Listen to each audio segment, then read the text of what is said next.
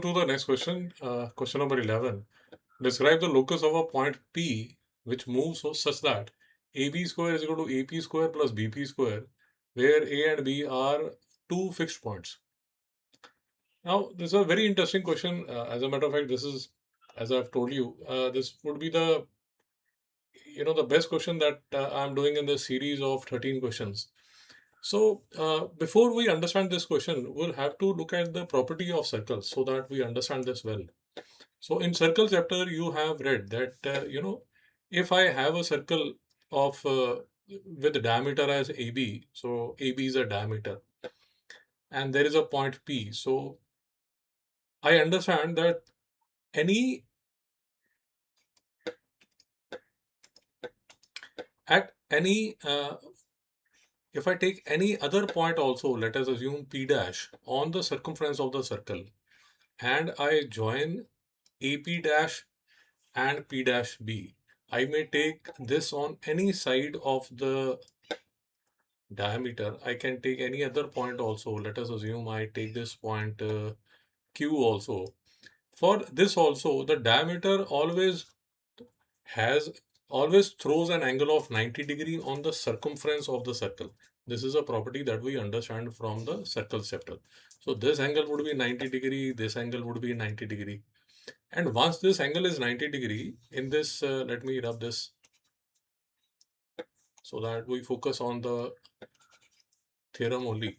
Now, if you look at this, so this point P can be a random point. It can move anywhere on the circumference of the circle. This property would be there.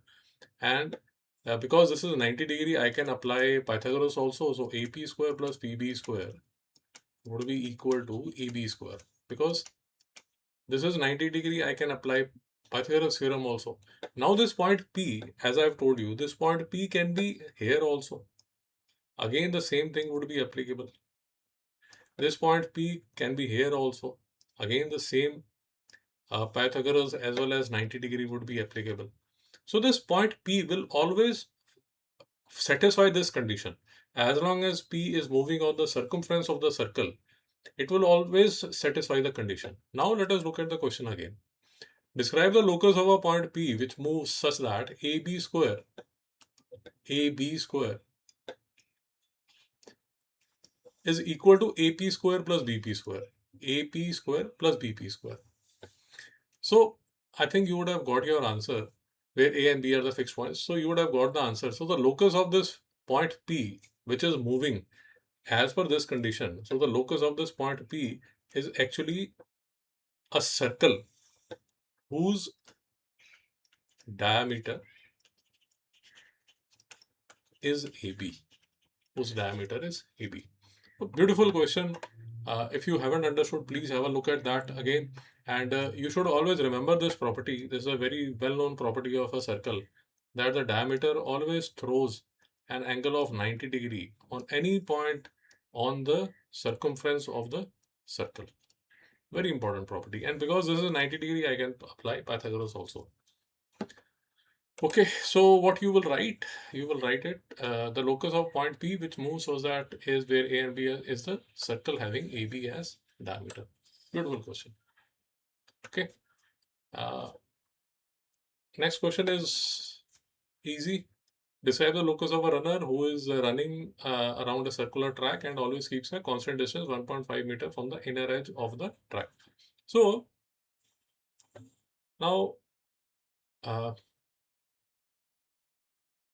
let us assume that this is how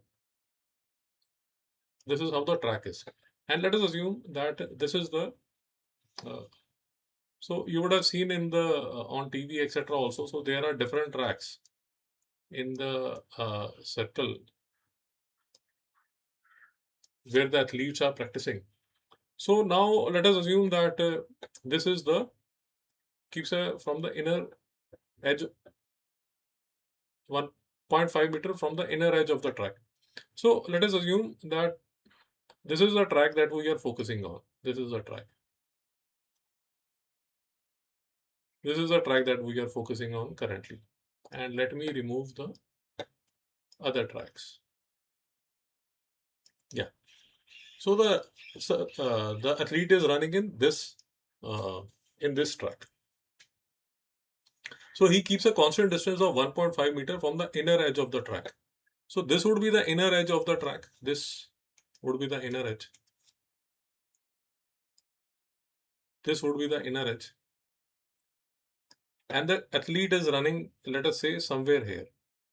And he is constantly keeping a distance of 1.5 meter. So this distance would be 1.5 meter. I hope this is clear. If it is not clear, I'll draw it here. So let us assume this is the inner edge and this athlete is running here, keeping a distance of 1.5 meter from the inner edge.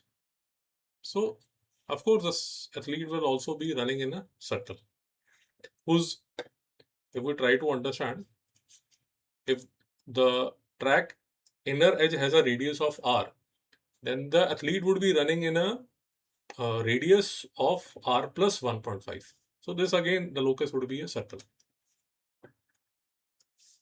So question number 12, the answer you can mention is locus of a runner who is running in a circular track keeps a distance from the inner is a circle concentric with the track, but with a radius 1.5 meter greater than the inner edge radius. So this is the complete answer you will write, that this the track where the athlete is running and the inner edge, they are concentric. Concentric implies that the center is the same, and the locus of this athlete is 1.5 meter. Radius is more than the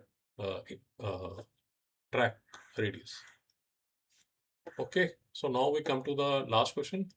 Last question is also interesting question. The locus of a door handle as a door opens from a closed position. The door is hinged at the fix is an sorry, this is the question. Okay, I was reading the answer. So describe the locus of the door handle as a door opens from a closed position. The door is hinged. So look at the door in your house or school.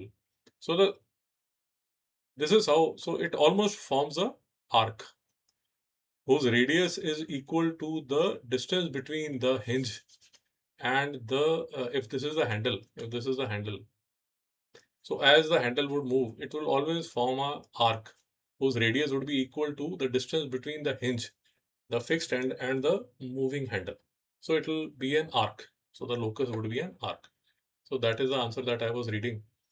This is what you will write. The locus of the door handle is an arc of circle with center at the hinge and radius equal to the distance from the hinge to the handle. So this would be the fixed hinge, and this is how the handle would be moving.